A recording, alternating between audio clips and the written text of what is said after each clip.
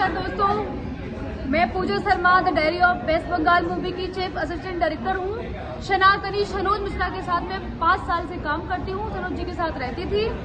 इसी बीच हम दोनों में झगड़ा होता है और उनका कट्टर दुश्मन जो हिंदुत्व के नाम पे ठग करता है, वसीम रिजवी, उसने मुझे बहुत भड़काया क्योंकि हमारे और सनोज मिश्रा जी के बीच काफी टाइम से झगड़े चल रहे थे।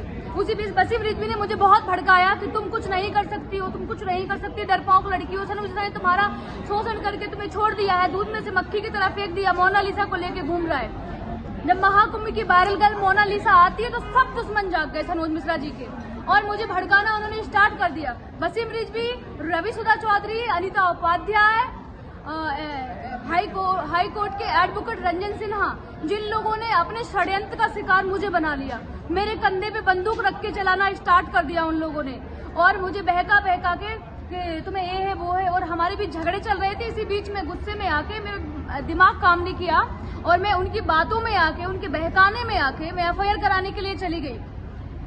जब अनीता उपाध्याय ने मुझे बुलाया, भाई उन लोगों ने भाईचारा किया, बहन बना लिया, बहुत इमोशनली मुझे ब्लैकमेल किया।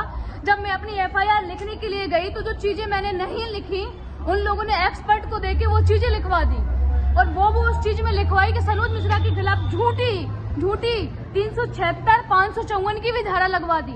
जब मैंने बोला कि जूस वाली बात, तो दीदी मेरे साथ ऐसा कुछ नहीं हुआ मैम, क्यों आपने लिखवाया? तो उन्होंने बोला कि आप शांत रहिए, मैं एडवोकेट हूँ, आप मुझसे ज्यादा नहीं जानती हो और तुम्हारा केस मजबूत हो जाएगा। मजबूत के नाम पे मुझे 164 के बयान के लिए वो कोर्ट ले गई। कोर्ट ले जाने के बाद जब हमारी FIR हो जाती है, 164 के बयान हो जाते हैं और जब मुझे अपनी गलती का एहसास होता है तो मैं जाती हूँ कि अनीता मैडम मुझे अपना मुकदमा वापस लेना है। तो वो लोग मुझे डराने और धमकाने लगते हैं। रात 11, साढ़े 11, 12 बजे तक मुझे बैठा रखते हैं, शराब पीते हैं अपने ऑफिस में और मुझे जान से मारने की धमकी देते हैं और बोलते हैं कि अब FIR होना था, हो चुका है, तुम्हारी सारी चीजें हमारे पास है, क्या कर लोगी तुम? और मुझसे बोलते हैं कि आप जबरदस्ती में मेरे साथ जबरदस्ती करते हैं कि आप वीडियो बनाइए, आपने एफिडेविट क्यों दिया कोर्ट में, आप मुकदमा वापस क्यों ले रही हो? हमारे साथ कोई रेप नहीं हुआ है, हमारे साथ कुछ भी नहीं, जबरदस्ती कोई नहीं। मैं अपनी मर्जी से सनोज जी के साथ रहती थी। मैं 5 साल से उनके साथ रह रही हूँ। हाँ, थोड़ी बहुत लड़ाई झगड़े हम दोनों के बीच मिसअंडरस्टैंडिंग थी जिसमें लोगों ने और स्वाहा करके आग डाल दी। इन सब चीजों के पीछे बैठा हुआ है वसीम रिजवी, वही आग लगवा रहा है और वही सब कर रहा है। इतना बड़ा षड्यंत्र रचा, मुझे भी फंसा लिया और सनोज मिश्रा को जेल भिजवा दिया। यहाँ तक कि एफिडेविट मैंने हाई कोर्ट में दिया, 30,000 कोर्ट में दिया कि हमारे बीच जो मिसअंडरस्टैंडिंग थी, मैं अपना इनको बेल मिल जाए, इस चीज से हमें कोई दिक्कत नहीं है।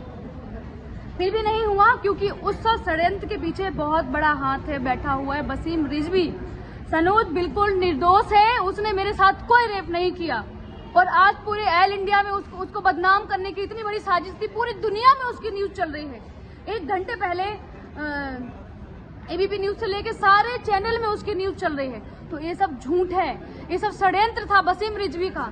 मुझे भी षड्यंत्र में फंसा लिया और मेरे साथ कुछ भी हो सकता है। ये लोग मुझे जान से भी मार सकते हैं, मेरे साथ कुछ भी हो सकता है और मुझे इन सब चीजों से मैं बहुत परेशान हूँ।